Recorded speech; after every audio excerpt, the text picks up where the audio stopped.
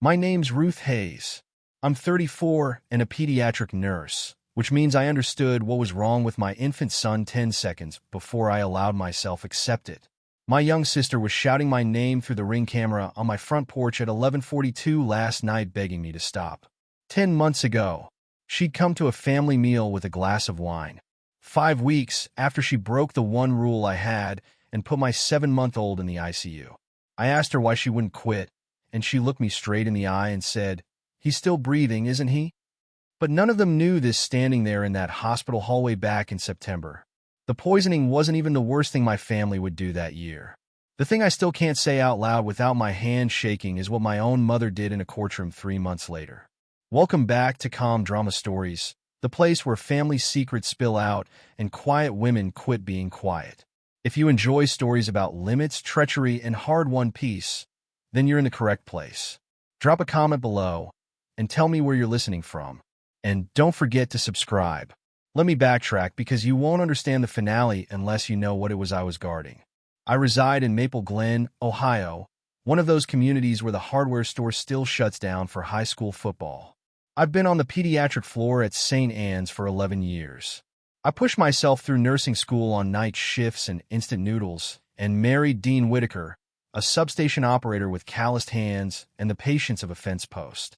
He worked storm rotations, out for days when the electricity goes out. We have 2 kids.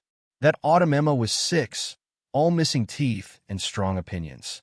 And then our bonus baby, Noah, showed up in February after we had given away every onesie and swore we were done. He was 7 months old that September, with thick little wrists and a laugh like a squeaky door that made Dean drop everything he was carrying. People joke about how I rule my house. Labels on spice jars. A laminated card on the fridge with dose weights for children's Tylenol. A list in his diaper bag. They call it charting it on the job. And charting is the practice that keeps small people alive, because if it's not written down, it didn't happen. I record our marriage the way the government would audit it, says Dean. He's right. But people usually question why I'm like this, why I check locks twice and measure pills twice and read labels twice. They think it's the job. It's not so. It merely dresses my caution in uniform and paychecks. The genuine answer is older than my nursing license, older than Dean, older than this town.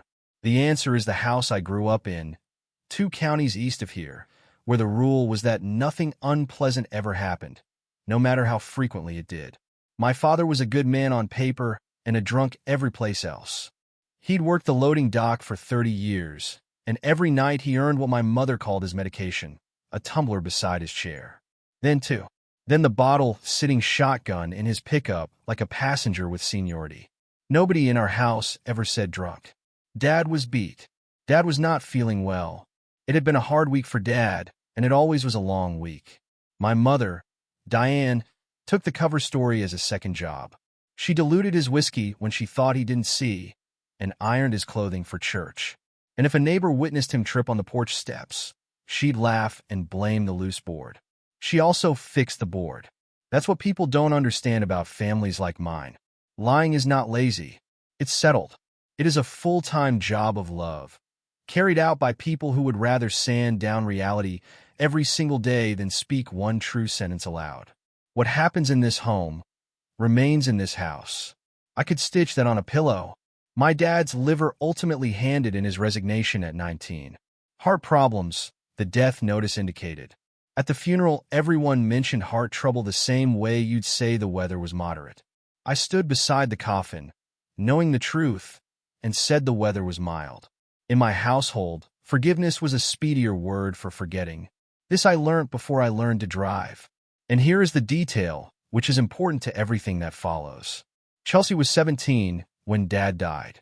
I'm the one who left, went to school, established a life of the 2 of us. It's Chelsea who never actually left that house. No, not in any way that matters. I want to be fair to sister because she is not a monster. And this story doesn't work if you assume she isn't. Chelsea Sober is the top company in 3 counties. She does voices, reading to kids. She recalls your coffee order from one time. Emma was small when Chelsea was the fun aunt in the truest sense. Jumping in puddles and glitter glue, the complete inventory. But Chelsea drinks the way our dad used to. and I saw it climb for 10 years. The bar job she adored, lost after she poured for herself on shift. The DUI 2 years before Noah was born when I paid $2,800 for her lawyer and told Dean it was a loan, knowing it wasn't. The apartment deposits, the calls on Sunday that began sweet and soured by the second glass. When my mother has a translation ready, she's high-spirited. She's mourning her dad. She just needs family to believe in her. On the last straw was a date. Emma's 5th birthday, some 18 months before Noah was born. Chelsea showed up 2 hours late, glassy and loud, stumbled over a folding chair, brought out the cake table with her. Frost on the fence, Emma crying on my shoulder. Why was Aunt Chelsea walking strange? That night, I drove to Chelsea's place and sat across from her at the kitchen counter and gave her the last boundary I had left. You don't drink around my kids ever. That's it. One rule. I never told her to stop. I didn't apologize to her. One rule. She may remain in our life. She agreed before I had finished talking. I was a nurse long enough to know what that was. Addicts are quickest to agree to rules they don't intend to keep. The rule lasted for a time, then something better than the rule appeared. Hope. The spring Noah showed up, Chelsea got sober. Sober. Not brochure sober. Really sober. She located a Tuesday night group in a church basement 2 towns away, and she went. Her skin cleared up. Her texts were at reasonable times, and they made sense. Her hands shook when she arrived at the hospital with grocery store flowers to meet Noah, cradling him as if he were religious glass. She did apologize to Emma properly. No words, just a Saturday preparing cinnamon buns together and seeing Emma break all the eggs. I was standing in my own kitchen, watching them giggle with flour on their faces. And I wanted to believe so much. It was like a fever. My mother was beaming. You see, she kept insisting that all the girl ever wanted was for her family to believe in her. 5 months. That was what Chelsea possessed that September. 5 meses. The whole family counted them aloud, like they were a rosary. I saw too. I also kept counting other things softly, the way I count respirations on a sleeping patient without waking anyone. Where her eyes landed at the grill when Dean opened a beer cooler. How she left early on the horrible anniversary. I felt a little ashamed of myself. The sister with the clipboard looking for a miracle. But you don't spend 11 years on a pediatric floor without knowing hope is a critical sign. You make a plot, and then you look at the monitor. Then September arrived, and at 6 o'clock in the morning, Noah's daycare called. 2 verified cases of chickenpox, snorts of all things, the whole newborn room shut down for 2 weeks. And life, with a sense of humor, picked those 2 weeks to test me. I know the box I was in since I've played it back every night for a year. That month we were 3 nurses short in our pediatric ICU, 1 on maternity leave, 1 out with a back ailment, 1 snatched by a travel agency for double salary. I had a 2-year-old boy that was on the unit recovering from RSV, and his mom slept in a chair next to him, and a charge nurse imploring folks not to call off. Dean was on a mandatory storm rotation. Hurricane leftovers ripping up the grid. Gone 4 days at a time. There was no neighbor who had experience with infants. No open daycare that will take a 7-month-old on 2 days' notice. Before anyone even suggested it out loud, I said no to Chelsea watching Noah. I said that twice. Once on the phone with Dean, once around my mother's kitchen table with Chelsea sitting right there. I saw it hit her like a smack on the face. She took gently. Then my mother made her offer, and it was an excellent one. That's the thing. I'll be there every second of it. Chelsea just helps out with bottles and laundry, she said. You're not leaving him to her. You're leaving him for me. 61 years old. Raised 2 kids. Never missed a Sunday. My mother showed up. My whole life. Whatever else she got wrong. So I agreed on conditions. And I read the conditions out loud, like I was reading orders back to a physician. Mother does not leave the house. Chelsea, she's never alone with him. Any drink, any bottle, anything off, call me, I will walk off my shift. All nodded their heads. My mother held my hand. Chelsea said quietly, "Thank you for trusting me, Ruthie." My symptoms lasted precisely 4 days. Day 5, a Thursday, and Noah was cutting his first tooth. No one in my house had slept. He'd been up most of the night, red-shaked and enraged at his own gums. And I'd been up with him, pacing the corridor in figure 8s. Before going to work, I did what I do. I dumped it all out on the counter like a med cart. Infant Tylenol with the dosage marked for his weight. The teething ring in the fridge. The spare in the refrigerator. Nurse's handwriting is printed note because my handwriting. No honey, no blankets in the crib. Call me first, then tape under the pediatrician's line. My mother patted my cheek and said she'd gotten through teeth with 2 babies. I appreciate it very much. Chelsea looked exhausted but clear, and she took the note seriously, or seemed as if she took it seriously. And the reality is, I don't know which anymore. My shift was a sit-down-free kind of shift. I received an SMS from my mom about 1 o'clock. Going to the pharmacy for my blood pressure refill. 20 minutes. Chelsea are loving him. It's all good.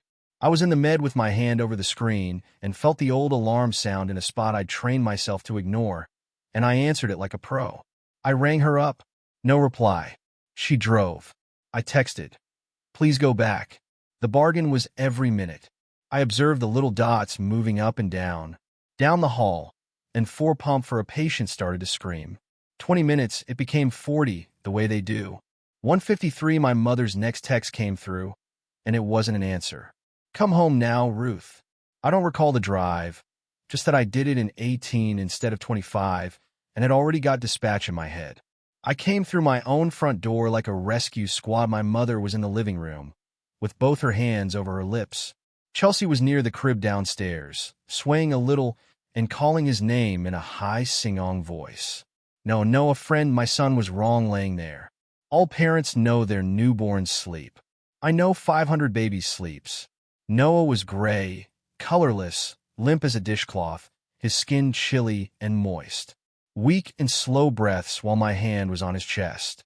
And when I opened an eye, his eyes was rolling like a doll's. I moved in closer, and the fragrance hit me. A sweet and bitter flavor beneath the milk. A flavor you knew if you were reared where I was raised. I've told this next portion to police, medics, lawyers, and a judge. And it never gets any easier.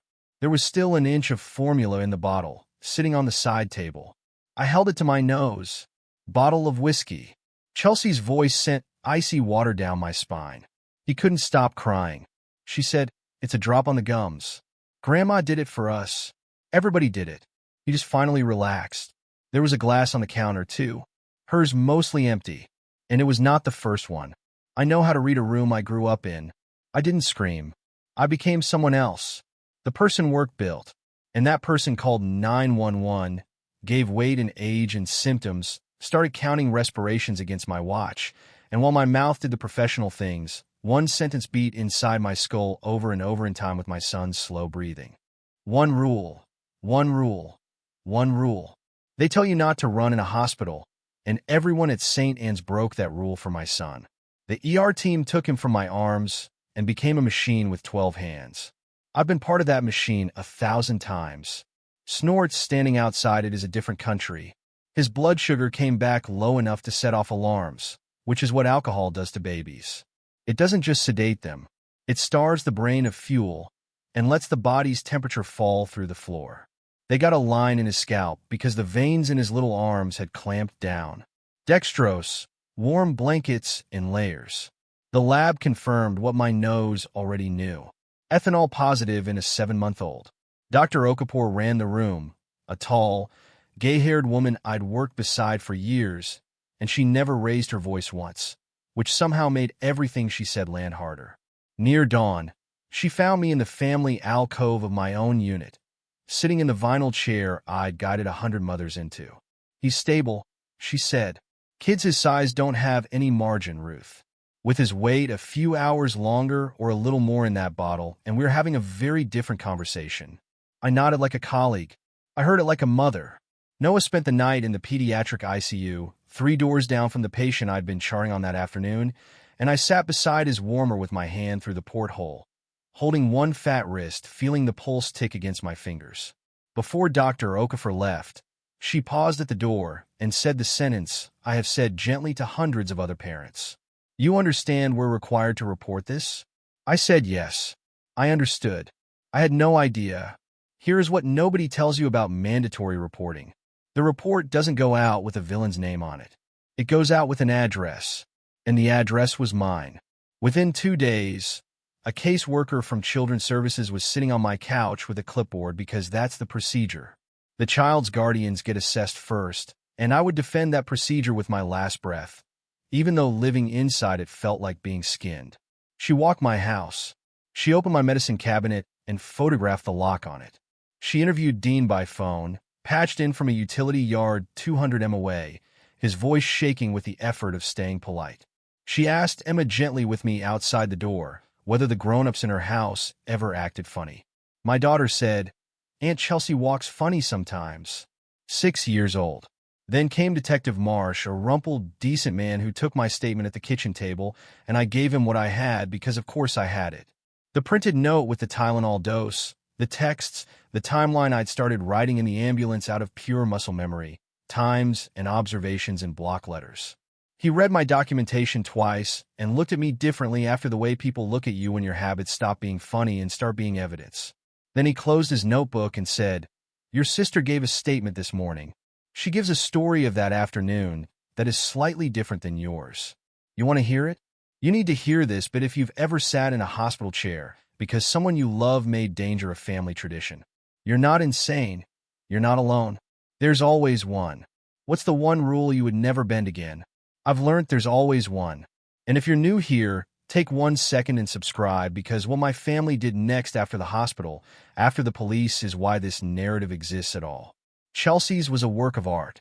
And I say this with the particular bitterness of one who has seen the artist train all her life. One drop, she informed the detective. One drop in the gums for toothache. A family old remedy. Her grandma's trick. No threat whatsoever. Honestly, she was astonished that no one acknowledged the fact that she hadn't lost her cool in a crisis. The lab work said differently. An 18-pounds baby doesn't receive a positive blood alcohol from a drop on the gums. You get that from whiskey swirled into a bottle by a hand that had poured itself at least 2 glasses. That's what she'd done, standing in my kitchen on day 5 of a job she begged for. Marsh spread it out flat, no drama, like tired guys deliver the facts. And my mother, in her church cardigan in the hospital hallway, heard it all and found her line. Ruth, she didn't mean anything by it. That girl was without malice. Evil. As if intent was the only thing that counted. As if the bottle cared what the hand felt, as it poured. I stood there clutching my discharge papers and heard the family catechism come together in real time. No crime without evil intent. No crime, no pain. Nothing happening equals no harm. Doing nothing is what this family does best. I was too fatigued to fight that day. I took my son home and slept on his floor with 2 baby monitors on. 2 weeks passed before an envelope arrived from the county prosecutor's office, addressed to me and Dean. And I read it standing at the mailbox.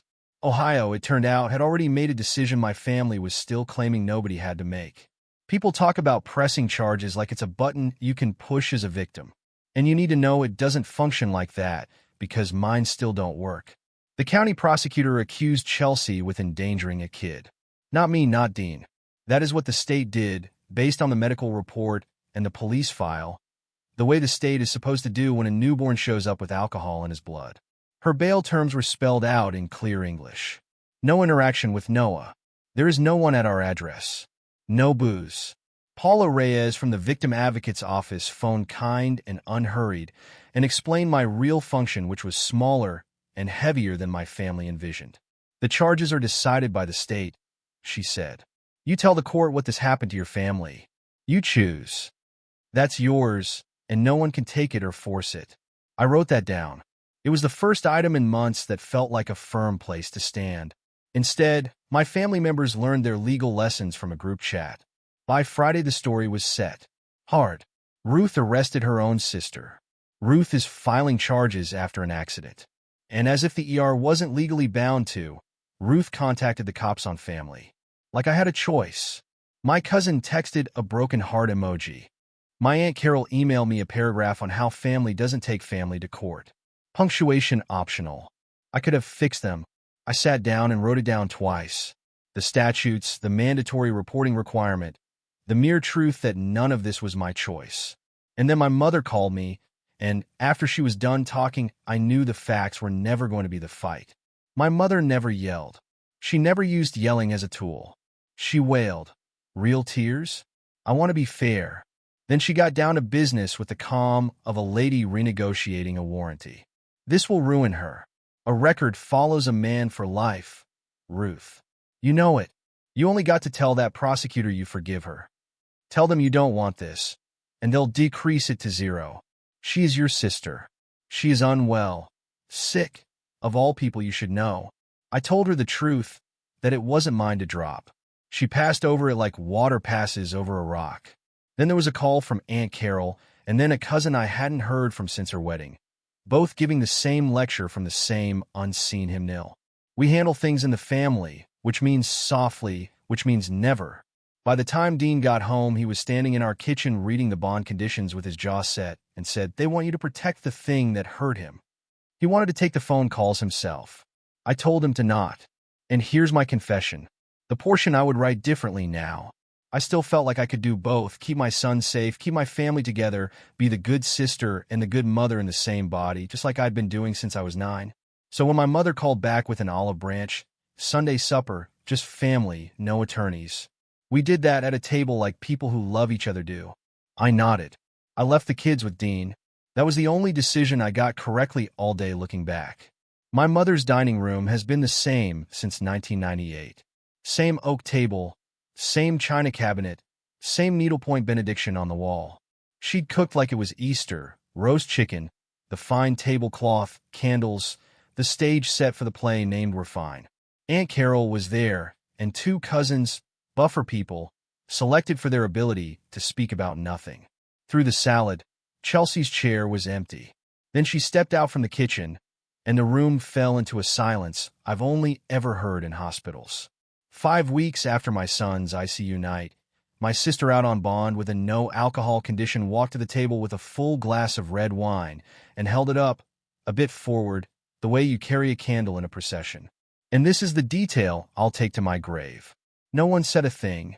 Not my mother. She'd pled with me to believe in her girl. Not Carol.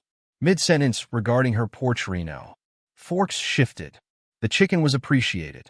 The glass sat there like a heavy object by her plate, and the whole family ate around it, and I saw the machinery of my upbringing run at full tilt, smooth, warm, airtight. I tried to do it their way. 1 more minute. I want you to know. I took a bite. I put my fork down then, and asked her quietly, no audience voice, the only question I really had. Well, Chelsea, why don't you give up after all this? My sister stared at me over the rim of that glass, took a deep sip, and grinned the way she smiles when she's already won a game nobody else decided to play. He is still breathing, isn't he? No one gasped. My mother went for the potatoes. I got up, folded my napkin, and one more time from the door I heard my own voice come out level. 1 rule, and I left my mother's warm, candlelit house into the cold. I remained in my car in her driveway until my hand stopped shaking, probably 10 minutes. And I recall what followed the shaking with great clarity, because it wasn't wrath, it was silence. That glass of wine did what a year of bickering never could have. That ended the debate. As long as the question was, did Chelsea intend to hurt? My family could argue intent forever. They are artists of purpose. But the glass was not about my son at all. The drink was an answer to a different inquiry, the only question that matters with an addiction. Given all this, what will you choose? And she had chosen before witnesses and the candles burning. That night, at my kitchen table, I composed the first draft of my victim impact statement in block letters, the same handwriting as my timelines. I phoned Paul Rees on Monday and told her I'd be at every hearing, that I'd tell the court precisely what happened, exactly what it cost, that I wouldn't be asking for leniency or severity, just the truth and the protections. Then I did the little things that don't make good TV. I replaced the locks. A new pickup list with photos I sent to Emma's school. Dean, me, 1 neighbor, nobody else. I pray on paper. I printed the bond conditions and stuck a copy in the diaper bag next to the dosage card. Notice what I did not do and why it is important later. I posted nothing. I did not call 1 single relative to plead my cause. For Chelsea, the weapon has always been the performance, and I refuse to get on stage. For days later, and my sister changed phases too. She found me where I still felt protected, the only place left. I was 6 hours into my shift when the front desk paged me, and I rounded the corner into the pediatric lobby, and found my sister standing at the check-in window asking for me by name. She was crying Wednesday afternoon, the loud kind. I could see the sheen on her beneath the fluorescent lights and smell it from 6 feet away over the hand sanitizer. There were parents in that lobby. The parents of my patient were in the lobby. She spotted me, and her voice rose. "You destroyed my life, Ruth. You're making them make me a felon." And then, mid-sentence, veering to the suite, "You just chat to them, Ruthie. You can make it. You repair things." She called my name, in a voice I still hear sometimes when I'm too exhausted, as security escorted her away. The charge nurse had to prepare an incident report. That's policy. And I stood at the nurse's station and filled out my part in firm block letters. And then I went and locked myself in the staff restroom and shook for 5 minutes. And then I washed my hands and went back to my patients, since that's what the whole job description is. That night the voicemail started. 9. Sweet, I miss you too. I miss the children. Remember the lake. Vicious by 1 a.m. writing them all with a slur. Words I will not repeat. I didn't reply to any of them. And I didn't remove any of them. I just let them fall like snow, automatic and antiquated. I told Paula about the lobby, and she was quiet for a moment. And then she asked me a question that turned the whole chessboard upside down. How many times had she come like this? Because if it's a pattern, there's a door here you don't know about yet. The second incident, after 11 days, answered Paula's question. Emma gets out of school at 3:15. A river of backpacks flowed toward the fence line. My daughter was halfway across the yard when a woman at the fence began waving and calling her name. "Aunt Chelsea, come here, baby. Come talk to me. I want to tell you what your mom is doing to me." A teacher's aide beat me to Emma, took her back inside, and the office called me before I'd even clocked out. I drove there with my hands at 10 and 2 like a student driver, because if I let them do anything else they were going to shake. Emma was okay. Emma was confused, chewing at her sleeve, asking if Aunt Chelsea was in trouble, if it was her fault. And I had to explain to a 6-year-old in the school counselor's office with the feelings poster on the wall that none of this was her fault, while quietly wrapping up a decision I'd been circling for weeks. But in Ohio, there's a special door if the person scaring you is a sister instead of a spouse, and it's called a civil stalking protection order. 2 incidents are a pattern. I had the hospital report and a schoolyard full of witnesses. I filed that week out of the county clerk's window with my folder of block letter timelines, and a magistrate granted a temporary order the same day and set a date for the full hearing. Both sides' testimony under oath. Respondents can bring witnesses, the clerk told me. So can you. That night, I learned from the paperwork that Chelsea's witness list had exactly one name on it. I read that name 3 times before it stopped rearranging itself. My mother was testifying, and not for me. I called my mother because some part of me needed to hear it in her own voice. The way you press a bruise to confirm it's real. She didn't deny it, and she didn't apologize. And her tone was the worst part. Gentle, patient, a kindergarten teacher explaining rain. "I'm not against you, sweetheart. I'm going to tell the truth. That girl is not a stalker. She's not dangerous. She misses those babies. And somebody in this family has to speak up for mercy since everyone else has chosen sides." Chosen sides. I stood in my kitchen listening to my mother describe my son's ICU stay as a side I had chosen.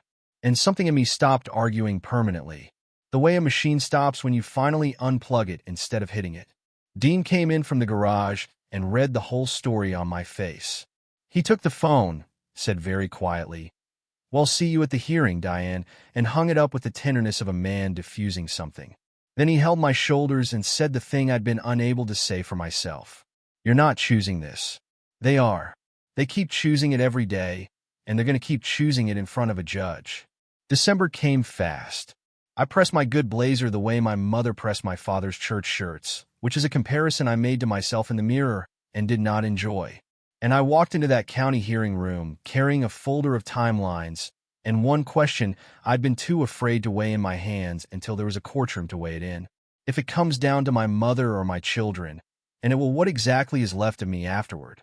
The weekend before the hearing, I went digging for dates in the shoe box of old photos I took when Mom downsized because my lawyer wanted a family history and my memory wanted receipts. I found the dates. I also found a photograph I'd forgotten existed. Chelsea, 17, standing in the hallway of our childhood house with her back against Dad's bedroom door, arms crossed, chin up, a skinny sentry in a marching band t-shirt. I remembered the night. He'd been roaring drunk and looking for his truck keys, and my little sister had hidden them in the flour tin. And she stood in front of that door for an hour taking everything he yelled. Because at 15, 16, 17, that was her job in our house. She was the one who called me at college, crying so hard I couldn't make out words, saying, "Please come home." And I'd said I had finals. There was one more thing in that box, and I'd carried it for years without letting it weigh anything. My mother's voice, some holiday, laughing over dishes. "Oh, you girls never slept either." A little whiskey in the bottle worked like a charm. My mother did it for me. Chelsea didn't invent that recipe. She was its first patient. She'd been marinating in that house's medicine since before she could hold a cup. And the family that now wept for her mercy was the same family that taught her the dose. I sat on my garage floor and cried for 10 minutes for the sentry in the marching band shirt. Then I put the lid back on the box, went inside, and printed 4 copies of my timeline. Loving my sister was never the question. Handing her my children was. The hearing room was small and beige and too warm, folding chairs and a county seal. And somehow that made it worse. Cruelty feels different in a room the size of a Sunday school class. Chelsea sat with her lawyer, sober that day, scrubbed and pretty in a collared dress I recognized from a funeral. And my mother took the stand in her church cardigan and swore to tell the truth. She did not lie. Exactly. She curated. Chelsea would never hurt a fly. The hospital visit was a misunderstanding. The poor thing only wanted her sister. The school was awful judgment, undoubtedly, but she misses those youngsters like a limb, Your Honor. And then, folding her hands in the voice she used to give us bedtime stories. No actual harm was done, Your Honor. The infant is okay. The infant is okay. The room got small, and I heard my sister's speech spill out of my mother's mouth. He's still breathing, isn't he? The same creed in nicer clothes. The family assessing my son's life and not dead. My turn came. I didn't perform. I read the timeline, dates, times, the lobby report, the AIDS statement from the school, the bond terms already in place, and I answered the magistrate's questions in the same voice I used to deliver report at shift change. The order was given before lunch 5 years. My lawyer declared it a tidy victory.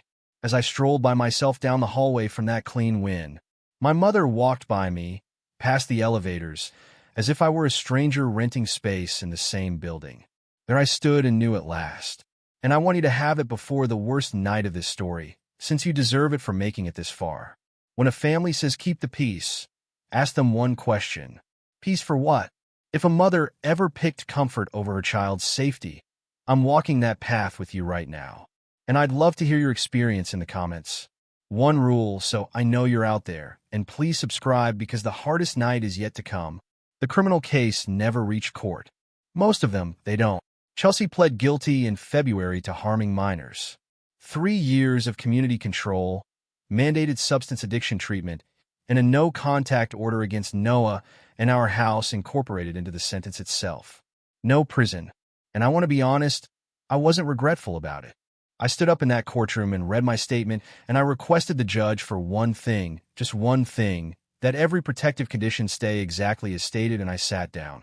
I didn't ask them to bury my sister. I told them to shut up a door. That night my mother called, and there was no weeping this time. Her voice was cold as ice. Now she's got a record. "Ruth, are you happy?" "No," I answered, which she regarded as a sign. "And that's what's going to happen." She said, "You're going to withdraw that 5-year order, and you're going to let her come to Easter, and this family is going to heal." And here her voice didn't rise. It settled like a house settling. "You can stop calling me your mother." 40 years of loving that woman came and stood in the room with me. Then I looked down the hallway, where Noah's night light glowed under his door. The door of a boy who was upstairs breathing easy because of a piece of paper with a judge's signature on it. "Then I guess I'll miss you, Mom." That's all I said. I hung up first, which I had never once done in my life. In my family, forgiveness was just a faster word for forgetting, and I was done forgetting. That was February, and my mother has not called me since. People imagine arrangement as a war.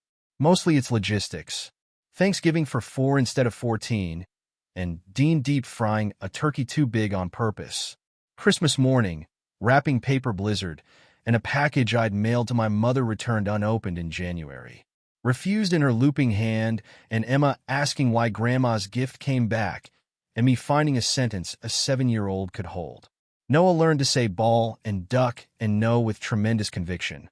I found a Thursday group in a church basement one town over folding chairs and burnt coffee full of mothers and sisters and wives of people like my people. And the first night, a retired teacher patted my hand and said, "Honey, you can love them and still lock the door." And I cried in front of strangers like it was a sport.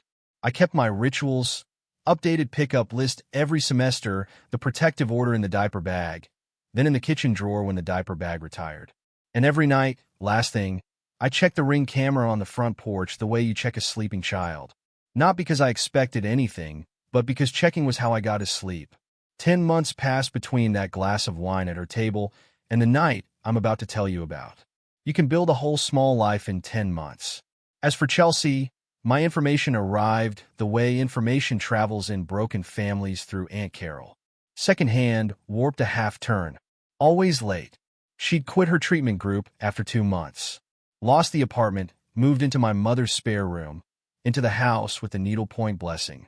Got picked up in the spring, drunk in a grocery store parking lot, and charged with disorderly conduct, which is a violation all by itself. Each report landed like a pebble down a well. I counted the seconds and waited for water. The call came on a Tuesday in August from a number I didn't know, and a brisk, kind voice introduced itself as Tara, Chelsea's probation officer. "Ms. Hayes, I'm calling the protected parties. Your sister has missed 2 report dates and left her treatment program. The court issued a warrant for her arrest this morning." I sat down on a kitchen chair with the phone against my ear and the summer sounds coming through the window. Emma running the sprinkler, Noah shrieking at it. And I asked the question you're supposed to ask. "What do I do if she shows up?" "You don't owe her a door," replied Tara, flatly, like a lady reading from a card she had read 1,000 times, but still meant. "You owe her no talk. You give us a call, or call 911 if she contacts you. That's all. You've done everything right, and none of this is yours to fix." I wrote the warrant date on the calendar in the kitchen in code, because Emma reads everything now. Then I called my mother's house before I could talk myself out of it, and got the answering machine the same greeting since I was in college, and I left no message. Aunt Carol supplied the rest by Friday, delivered in her gossip voice, half thrill, half grief. "Your mother's got her hidden out over there like it's wartime. Won't hear a word against her. Says the county can come through her first." Dean left Thursday for a 4-day storm rotation in the next state and hugged me too long in the driveway. That week, I replaced the batteries in the Ring camera out of habit. Habit is just dread with a schedule. Friday night, 11 o'clock, the house finally quiet. Emma asleep with her book on. Noah down after a fight. Monitor hissing softly on my nightstand. I just turned off the hallway light when my phone lit the ceiling blue. Motion detected. Front porch. I want to tell you, I stayed calm because I'm trained. But the truth is, the phone was in my hand before I was fully a person again. Some animal part of me had been waiting 10 months for that exact banner on that exact screen. I opened the app, and there was my sister. The camera does this cold wide-angle version of reality. Fish-eyed, gray-lit, time-stamped. And in it, Chelsea stood on my welcome mat in a jacket too heavy for August. Hair stuck to her face, swaying in the particular tide I've known since childhood. On the boards by her feet, tipped over, a bottle nearly empty, rolling a slow half-circle with a sound I could hear through the microphone. Glass on wood, back and forth like the world's saddest metronome. She was pounding on my door with the flat of her hand. Down the hall, Emma's door opened, and my daughter stood at the top of the stairs in her nightgown, whispering, "Mama, someone's outside." I put Emma and the monitor in our bedroom with the door locked and told her the truest thing I could afford. "It's Aunt Chelsea. She's sick and I am handling it and you are safe." Then I walked back down to my dark front hall and stood with the phone glowing in my hand. 2 buttons, answer, and 911 side by side like 2 keys on a piano. That's when the speaker crackled and my sister started screaming my name. "Ruth. Ruth, I know you're in there. I can see your car. I can see the camera light. Don't you dare hide from me. Every house on my street could hear it. That's a thing about the suburbs at night. The quiet isn't empty. It's an audience. And I stood in my hallway feeling the whole block hold its breath behind their curtains. I should tell you what 10 months of therapy in church basement had taught me by then, because all of it walked into that hallway with me. I knew the warrant existed. I knew that her standing on my porch violated a 5-year order all by itself. No interpretation needed. I knew that Tara had told me the exact procedure, and that the procedure was 2 taps away. What the church basement could not teach me was how to make my legs move while my baby sister's voice cracked on my name through a speaker the size of a matchbox. Because underneath the slur and the fury, I could hear it. The register underneath, the one I'd know in any crowd on earth, the 17-year-old at the bedroom door. The girl in the flower tin photograph. Please, Ruthie, open the door. Run together into a single slur sound. Please, it's me. It's me. It's me. My thumb floated over the screen, and I understood with total clarity that everyone I had ever been was about to vote. The 9-year-old who learned to smooth things over. The college girl who didn't come home. The nurse who charts everything. The mother who slept on a hospital floor. All of them crowded into a dark hallway in Ohio, staring at 2 buttons. And the vote had to be unanimous. And it had to be now. I didn't press anything yet. I stood in the dark and listened to my sister run through her entire repertoire, and I knew every movement of it. I'd had 30 years of season tickets. First came the weeping apology muffled against my door. I know I ruined everything. I know I hate myself. You're the only one who ever really saw me. Then the bargain delivered fast, almost businesslike. The addict's arithmetic. Just call them Ruthie. Call the judge. Tell them you forgive me. Tell them to call it off.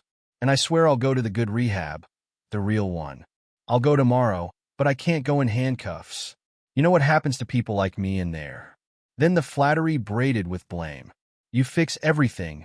You've always fixed everything. So fix this. This is what you're for. And when the door stayed shut, the pivot I'd been waiting for. The voice dropping its costume, going hard and bright as broken glass. He's fine, Ruth. The baby is fine. He's walking around fine. And you're going to put me in a cage over something that turned out fine. You want to talk about the family sickness? Look in the mirror. You've been waiting your whole life to be better than me. There it was. The family creed. Screamed at full volume through a doorbell. The gospel my mother had testified in a courtroom in her soft church voice. The same measurement of a child's life in still breathing. The porch light caught her face as she leaned into the camera, and my phone buzzed against my palm. A text banner sliding down over my sister's gray, pixelated eyes. It was my mother. Of course it was. They had always worked the 2 gates of a city. The texts came stacked, one under another, my mother's thumbs moving as fast as her rosary ever did. She's at your house. Do not call anyone. Let her sleep it off in the basement. She just needs one night. If they take her tonight, she goes to jail. Ruth, jail? Is that what you want? Blood is blood. Answer me. I stood there reading them by the light of my sister's face on the screen, and I could see the whole road they were offering, every mile of it, because I had driven it my entire life. Open the door, make up the couch, pour the coffee in the morning, and find the lawyer's number, and pay the retainer, and tell Emma some soft story, and in 10 years be standing in a different dark hallway with a different phone doing it again. The road was paved and lit, and I knew every exit. And my body actually leaned toward it. That's the part nobody warns you about. 30 years of being the family's fixer lives in your muscles like a swing you've practiced 10,000 times. And then I looked down and realized where I was standing. The exact stretch of hallway where I'd run with Noah Gray and limp against my shoulder, counting his breaths against my watch, bargaining with God in a language made entirely of numbers. Same floorboards, same 10 feet of oak. Behind snorts. The bedroom door upstairs, small and scared and safe. My daughter's voice came through the gap, barely a breath. Mama, is Aunt Chelsea sick again? And I understood that whatever I answered was going to be true for the rest of our lives. Yes, baby, I said. She's very sick, and Mama's finally going to do something about it. I pressed answer, and the app made its little chime, and my voice went out into the August night through a speaker the size of a matchbox onto a porch where my sister stood swaying over a rolling bottle. I did not shout. If you've heard nurses talk to a coding room, you know the voice. Low, slow, level, the voice that refuses to join the emergency. Chelsea, it's me. 3 things and then I'm done. She went still, face tilted up toward the camera, slick with sweat and tears. And for 1 second, she looked 17 again. And I said the first thing, I love you. That was never the question. The bottle rolled its half-circle glass on wood. Second thing, I had one rule. You know why I had it? You knew before anyone, because you stood in front of Dad's door at 17, so nobody else would have to. That reached her. I watched it reach her. Her whole face flinched around it. And then the third thing, and my voice didn't crack, and I'll be proud of that until I die. I'm not opening this door. I'm not calling the judge. I'm calling the number that might actually save your life, and I'm doing it right now, and I need you to sit down on the steps so nobody gets hurt. The stillness broke. Came up the porch rail, shouting, both hands on the door, my name, over and over. Ruth, Ruth, don't. Please make it stop. Curses and begs came as one. Each shout a hand reaching for the swing my muscles knew. I slid down the wall until I was sitting on the oak floorboards right there, and I dialed and a calm stranger answered, and I heard myself say, I need to report a protection order violation in progress. The subject has an active warrant. She is intoxicated, and she is my sister. No sirens, please. There are children sleeping. 7 minutes. That's how long it takes a sheriff's cruiser to get to my street on a Friday night. And I know, because I sat on my hallway floor, knees pulled up like a girl, and watched each one of them tick by on my phone screen. 7 minutes of my sister banging and begging through a doorbell speaker, me not getting up. That was the complete test at the end. Not standing. Deputies came with lights, and no sirens like I said. 2 of them slow, almost gentle. The hammering on the camera stopped. I saw my sister turn and see the cruiser and just fold. In an instant all the fight went out of her, and she sat down on the steps of my porch like a kid brought in from recess. That was the absolute worst thing I'd seen all year. How ready she was below all that for someone to finally show up. They handcuffed her easily. And then one time, the one that I'll carry, the deputy said his piece. Chelsea lifted her face and looked right into the camera, right into me, and her mouth worked around something the microphone wasn't cheap enough to catch. My entire career, I've seen the people I love talk through glass, and no one hears. But I still don't allow myself to make up what she said. The cruiser backed away, tail lights sliding over the fisheye edge of the camera, and the porch was empty, but for the bottle, still rocking. I sat till the motion light died and clicked off. Then I went upstairs, unlocked my bedroom, and got into bed with my daughter, and held her till her breathing slowed. The phone lit up again on the table. You just killed your sister, my mom. I turned it over. For the first time in 10 months, I didn't look at the camera twice. Saturday morning came with the audacity of being only pancakes since I had promised. Noah in his high chair directing an orchestra with a spoon, syrup in Emma's hair, sun on the table where the dose card and the pickup lists live under a magnet shaped like a strawberry. On Monday morning, Paul Reyes called, and there was something in her voice I hadn't heard in a long time from anyone. Like good news or anything, the warrant and the infraction were providing the court a decision on Chelsea.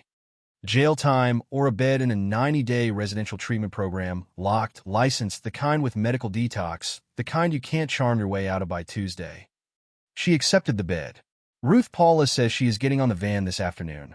In 11 years as a nurse, I've learned one thing about rock bottom.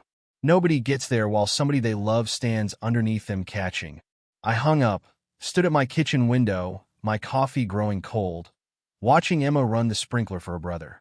And I finally stated out loud the real thing to myself in my own voice. All those years I thought I was saving my sister. I was not. I was catching her and catching her and catching her, which meant she never once stood, which meant she never got to stand. That was the first honest thing I ever did for her. I locked that door.